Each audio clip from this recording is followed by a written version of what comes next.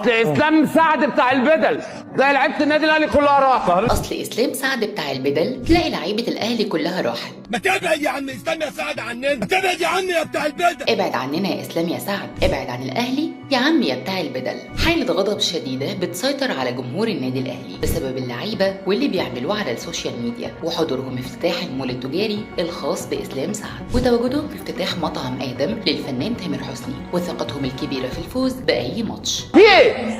الكلام ده كله ما كانش موجود ساعه سيد عبد الحفيظ. تعالوا نشوف ايه اللي عمله جمهور الاهلي مع اللعيبه وايه حكايه اسلام سعد مصمم الازياء بالموضوع وايه العقوبات اللي طبقها محمود الخطيب بعد هزيمه السوبر الافريقي. انت لسه ما كسبتش عشان تقعد تعمل لي كده وتعمل لي كده، احنا مش قاعدين في اوضه نوم. خلينا متفقين ان لعيبه الاهلي في الفتره الاخيره كانت منتشره بشكل كبير جدا على السوشيال ميديا وكانوا موجودين في افراح وسهرات، شويه يروحوا افتتاح مول لمصمم ازياء وشويه يروحوا افتتاح مطعم، ده غير ظهورهم في الافراح الكتير اللي كانت موجوده في الفتره الاخيره وده ما كانش بيحصل في النادي بشكل عام. بس تعالوا نشوف ايه الحكايه من الاول. البدايه كانت عند مصمم الازياء اسلام سعد لما افتتح المول التجاري التاني الخاص بيه في الشيخ زايد وجمع كل لعيبه الاهلي في الافتتاح، منهم امام عاشور ومروان عطيه وياسر ابراهيم وغيرهم كتير، وده قبل الاستعداد لمباراه السوبر الافريقي قصاد الزمالك واللي بتعتبر من اهم مباريات الاهلي في الموسم لانها مباراه ببطوله قاريه جديده، والجمهور بيقول ان اسلام سعد هو السبب في خساره السوبر بسبب سهر اللعيبه لحد الصبح عنده، وبيطالبوه انه يبعد عن لعيبه الاهلي لانه بقى بيظهر معاهم كتير في فيديوهات وصور ملهاش اي تفسير. ابعد عن الاهلي ولعيبته،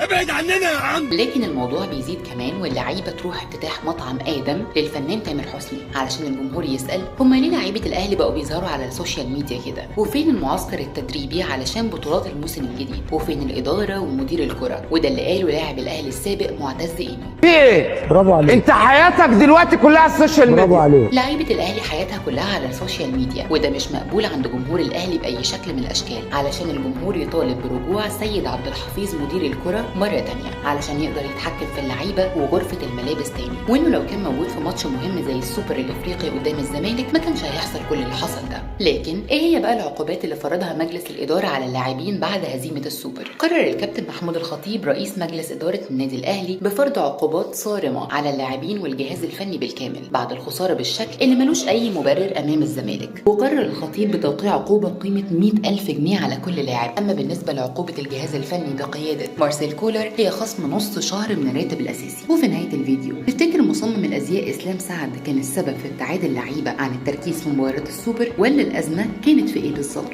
شاركنا برايك في الكومنتس.